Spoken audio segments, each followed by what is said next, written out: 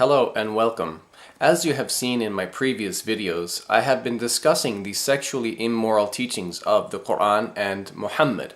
In this video, I will be continuing that topic. Please note I will not be attacking Muhammad or Muslims. I will simply read Islamic sources and then ask Muslims some important questions. So let's begin. Let us turn to the Quran, chapter 66, verse 1. It says, quote, يا أيها النبي لما تحرم ما أحل الله لك تبتغي مرضات أزواجك والله غفور رحيم, which translates as, O Prophet, why do you forbid yourself that which Allah has made lawful for you? You seek to please your wives, and Allah is forgiving, merciful. Now, in order for us to understand the historical context of this Quranic revelation, we first need to turn to the tafsir or exegesis literature for an official Islamic commentary on the Quran. When we do that, we find something very disturbing.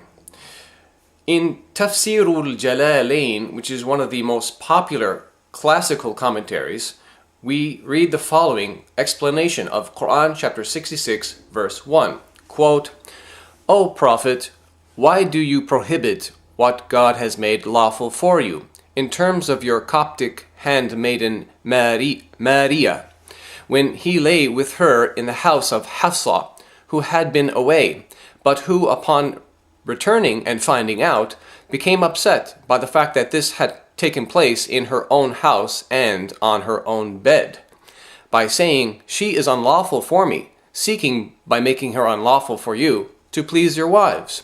And God is forgiving, merciful, having forgiven you this prohibition.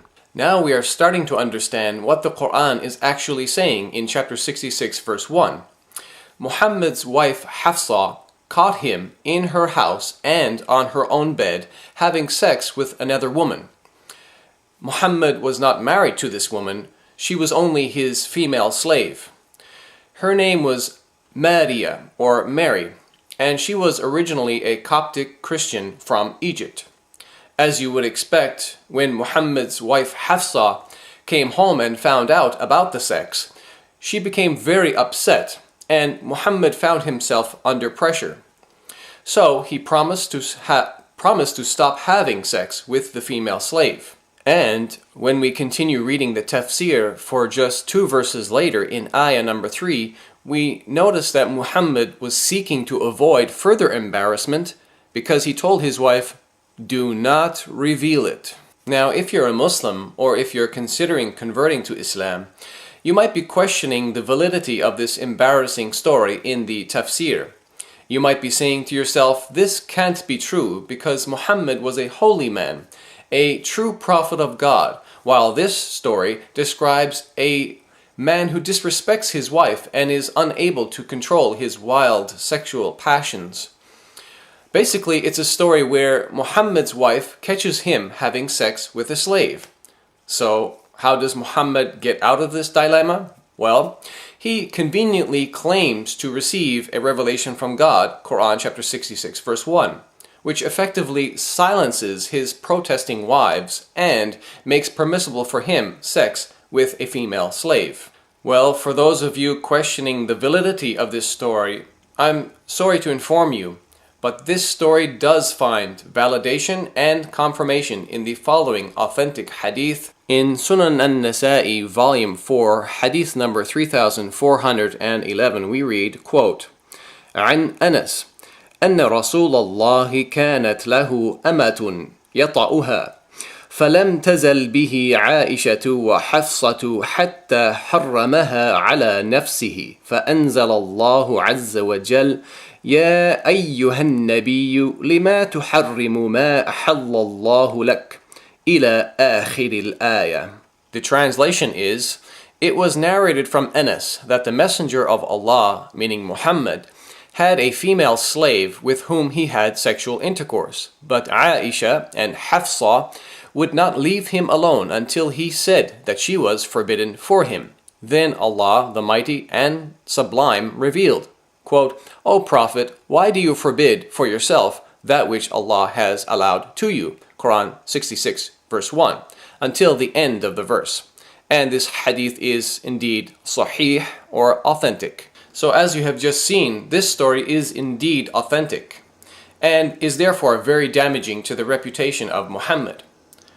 Listen, I'm not making this story up. Instead, you've seen it yourselves directly from the Islamic sources.